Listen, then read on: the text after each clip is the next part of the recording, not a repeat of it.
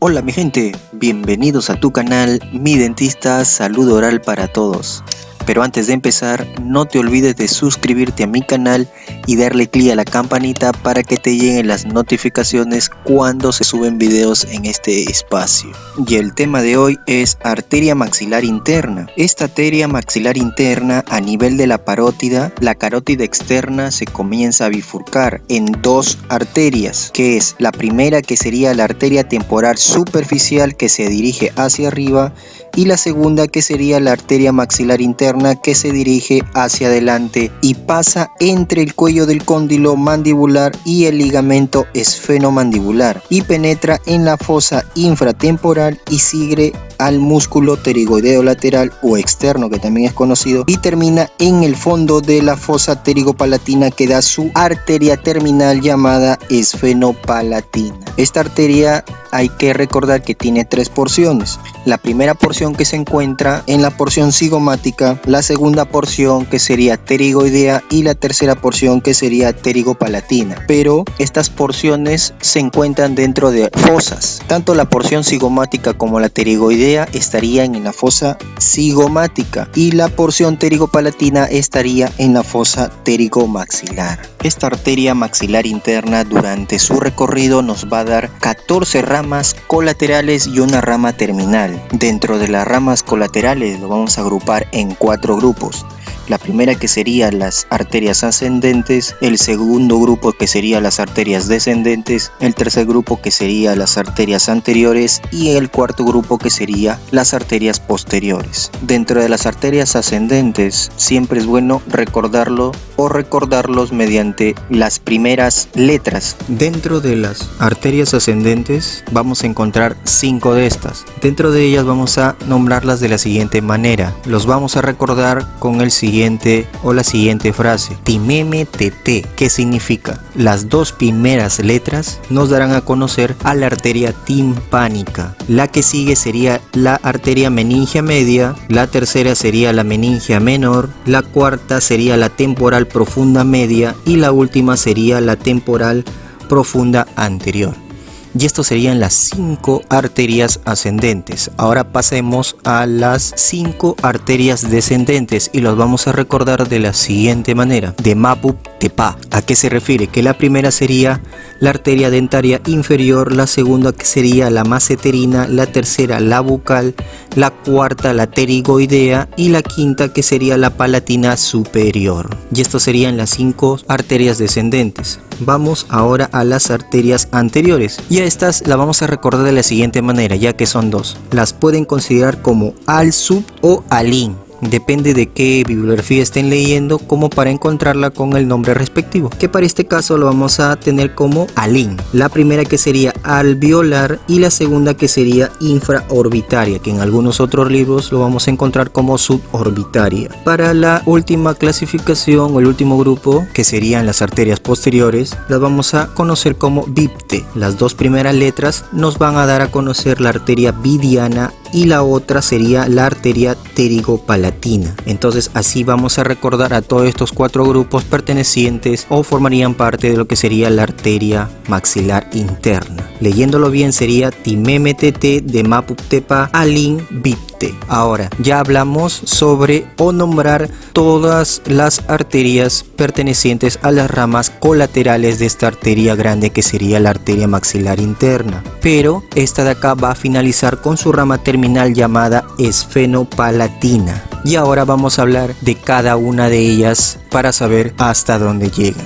Dentro de las ramas colaterales vamos a ver el primer grupo, que sería las ramas ascendentes, y la primera que vamos a mencionar sería la arteria timpánica anterior. Esta arteria es fina, va a penetrar por la cisura de Glaser, o también conocida como la fisura petrotimpánica, y va a terminar en la caja del tímpano. La segunda arteria sería la meningia media. Esta de acá va a ser notable por su volumen y que se va a dirigir hacia arriba, que va a pasar por el origen origen del nervio auriculotemporal y va a dar ramas a los músculos pterigoideos y que va a penetrar el cráneo por el agujero redondo menor o también llamado foramen espinoso, que va a llegar a la cavidad craneal y se va a dividir en dos ramas, que sería la anterior, que se va a dirigir al ángulo anterior e inferior del parietal. El posterior va a llegar a la porción escamosa del temporal y sus ramas en las que va a terminar esta arteria se van a dirigir por fuera de la dura madre, dando ramos meningios para el ganglio del nervio trigémino y ramos orbitarios. La tercera arteria sería la meningia menor o accesorio, que va a dar ramos al músculo pterigoideo externo o lateral y al paladar blando, que luego va a penetrar al cráneo por el agujero oval o foramen oval y va a terminar en el ganglio de Gasser o el ganglio del trigémino, y también dará para la dura madre que rodea al seno cavernoso. La cuarta arteria sería la temporal profunda media, que es la más voluminosa de estas arterias temporales y que se va a dirigir hacia arriba y cruza la cara lateral del pterigoideo lateral o externo y que pasa debajo del músculo temporal, en la que se va a dividir en dos ramas, ya que estas se van a anastomosar con el resto de arterias temporales. La quinta arteria sería la temporal profunda anterior, que va a nacer a nivel de la fosa pterigopalatina y pasa superficialmente al músculo pterigoideo lateral y llega a la cara profunda del músculo temporal, a la cual va a irrigar. En su trayecto va a dar un ramo que pasa por el conducto malar, a la cual va a penetrar y va a llegar a la órbita. Después dará una arteriola que va a pasar por la fisura orbitaria superior y que va a llegar también a la órbita, en la que se van a anastomosar con la arteria temporal profunda media. Dentro de las ramas descendentes vamos a hablar primero de la dentaria inferior o alveolar inferior. Esta va a nacer a nivel del cóndilo y va a descender con el nervio alveolar inferior hacia el foramen mandibular del conducto mandibular, a la cual va a recorrer hasta el agujero mentoniano, donde va a dar una rama llamada mentoniana que se va a dirigir hacia el mentón y la cual va a irrigar y distribuir. También dará un ramo incisivo que va a llegar a las raíces del canino y de los incisivos que están en su cercanía. Recordemos que esta arteria dará ramas colaterales y dentro de las ramas musculares o ramas que va a irrigar parte muscular sería para el músculo pterigoideo medial o interno y para el músculo miloyoideo. Esta división o estas ramas colaterales lo va a hacer antes que ingrese al conducto mandibular. También dará ramos óseos para la mandíbula y dará ramos alveolares para las raíces de los dientes ya mencionados. La siguiente arteria sería la arteria maceterina, que se va a dirigir de adentro hacia afuera, que va a pasar por la escotadura mandibular o también escotadura sigmoidea y que va a llegar a la cara profunda del músculo macetero, a la cual va a irrigar. La tercera arteria sería la bucal, que se va a dirigir hacia abajo y se dirige a la cara externa del músculo bucinador, en la cual se va a distribuir. La cuarta arteria serían las arterias pterigoideas, que son en gran cantidad y van a llegar a los músculos pterigoideos en su cara superficial. La quinta arteria sería la arteria palatina superior o descendente, la que va a recorrer por el conducto palatino posterior o también llamado foramen palatino mayor, que va a llegar a la bóveda palatina y se va a dirigir horizontalmente hacia adelante, a la cual va a llegar al conducto palatino anterior o también llamado conducto incisivo y se va a anastomosar con la rama terminal de la arteria fenopalatina. Pero antes de penetrar el conducto palatino posterior o también llamado foramen palatino menor, va a emitir algunos ramos que se introducen por los conductos palatinos accesorios y que terminarán en el velo del paladar.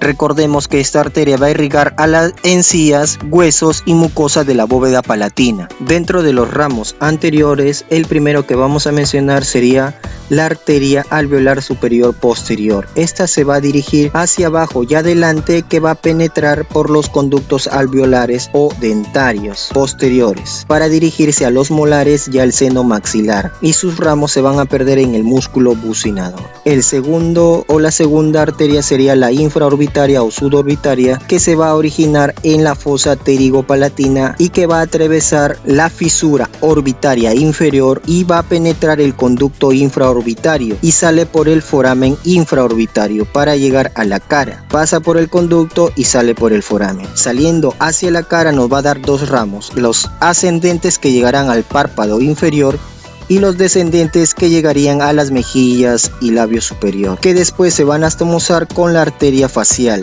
Recordemos que esta arteria va a dar como colateral una rama orbitaria para la glándula lagrimal y un ramo alveolar superior anterior que penetra el conducto incisivo para distribuirse en las raíces del canino y de los incisivos. Dentro de las ramas posteriores vamos a tener a la arteria vidiana, que es muy delgada, que va a penetrar el conducto vidiano o conducto pterigoideo y que se dirige hacia atrás llegando a distribuirse en la faringe cerca de la trompa de Eustaquio. Y la última arteria o la segunda arteria de estas ramas posteriores sería la arteria pterigopalatina, que se dirige hacia atrás y recorre el conducto pterigopalatino y se pierde en la mucosa de la parte superior de la faringe. Ahora, ya hablamos de las 14 arterias colaterales de la arteria maxilar interna que viene de la arteria carótida externa. Ahora hablaremos de la rama terminal de esta arteria maxilar interna. La rama terminal sería la esfenopalatina. Esta va a penetrar el foramen esfenopalatino